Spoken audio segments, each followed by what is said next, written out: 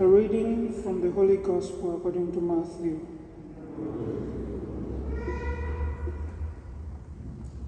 After he had fed the people, Jesus made his disciples get into a boat and proceed him to the other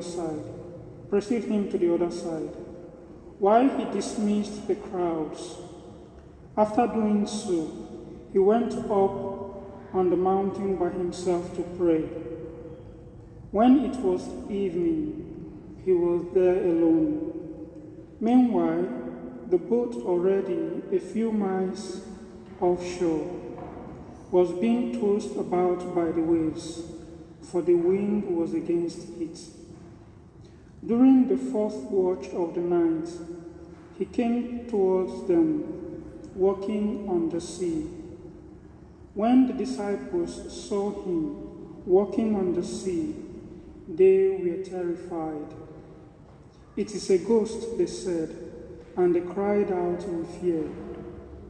At once Jesus spoke to them. "Take courage, it is I, do not be afraid."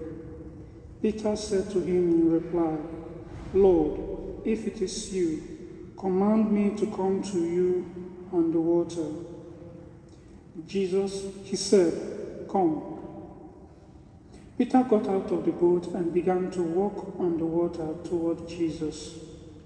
But when he saw how strong the wind was, he became frightened, and beginning to sink, he cried out, "Lord, save me." Immediately Jesus stretched out his hand and caught Peter and said to him, "O you of little faith, why did you doubt?" After they got into the boat, the wind died down. Those who were in the boat did him homage, saying, "Truly, you are the Son of God." The Gospel of the Lord.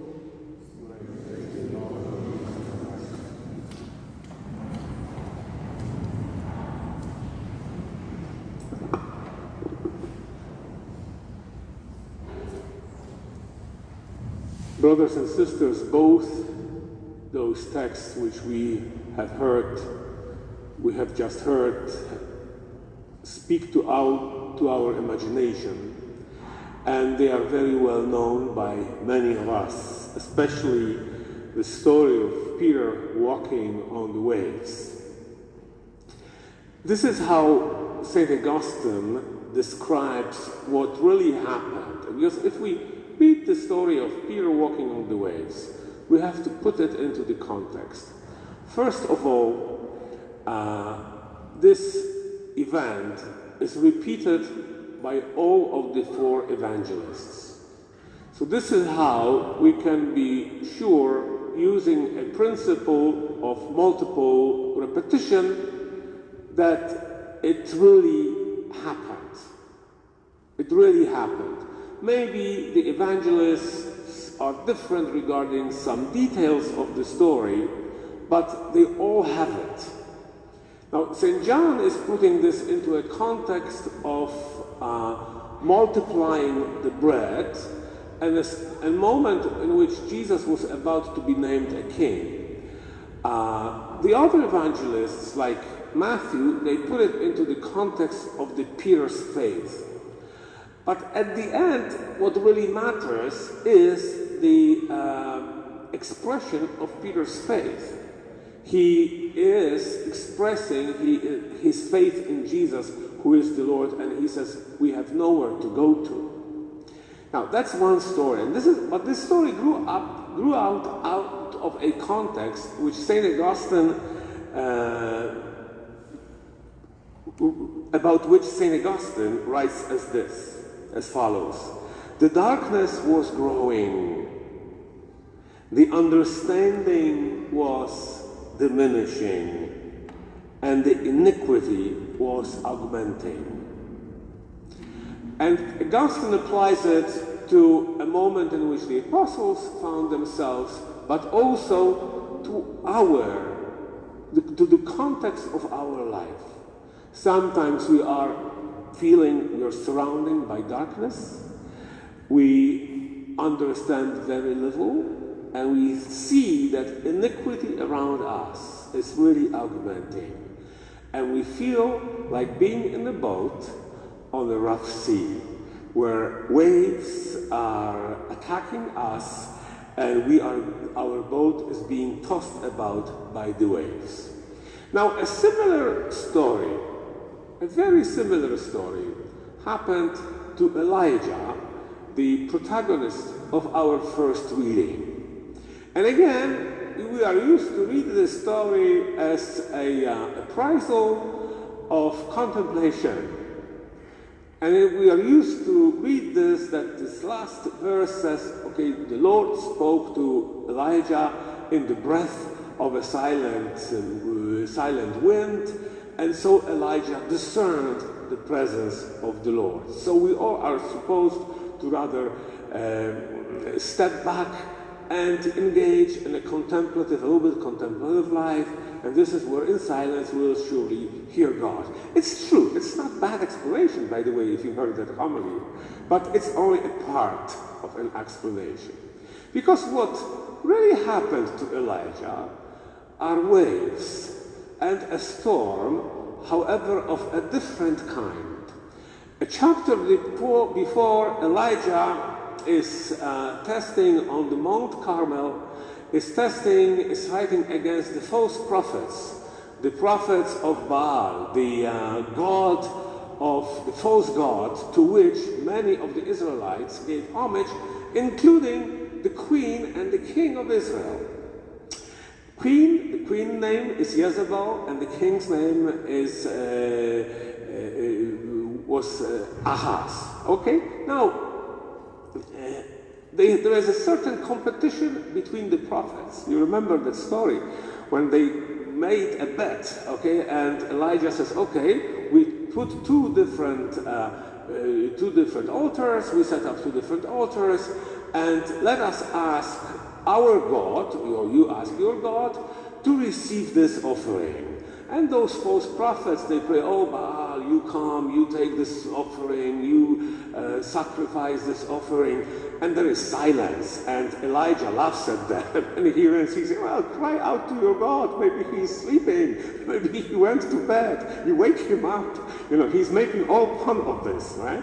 And then at the end of the story, Elijah asks God, and in an instant the fire comes down, and the sacrifice is being consumed. But what Elijah does next, he slaughters all 300 of false prophets in an act of wrath and anger. And this is the moment when Queen Jezebel is standing up against Elijah, and he has to flee from Carmel all the way down through the territory of Palestine to Mount Sinai, which is Mount Horeb. And this is where he has this mystical experience where God is not in the fire, where God is not present in the thunderstorm, not in a strong wind, but in a breath of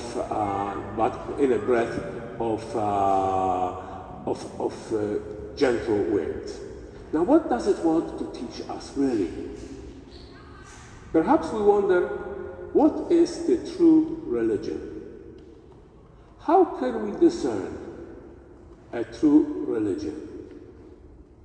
Is a true religion, a credible religion, the one that refers to the use of power, that refers to the use of wrath, of anger?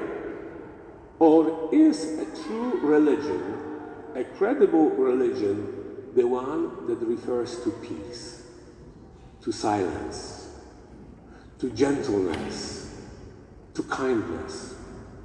I think this is the lesson that Elijah is getting almost at the very end of his mission. Now, his whole life was dedicated to fight false gods. His whole life was dedicated to resist and to defend a true worship. But he was using incredible amount of power, an incredible amount of anger. At the end, he's tired, and God is giving him a lesson. It is not through a human power, it is not through an anger, but it is through peace that God is acting. So St. Augustine is continuing to linger on this topic in this way. He says that in our life, in our world, the tribulations are growing. The evil is augmenting, as well as the failures. Notwithstanding, we arrive to a calm point. Jesus is approaching in the middle of all this, calming our waves. He's calming the waves of our lives, notwithstanding what happens around us. Maybe in this time of coronavirus pandemic, in the times where when we hear of more wars and injustice, we should come to the senses and just to think, the Lord is coming to us, notwithstanding the waves, but with the voice of his peace. And only then we can discern his true presence. Amen.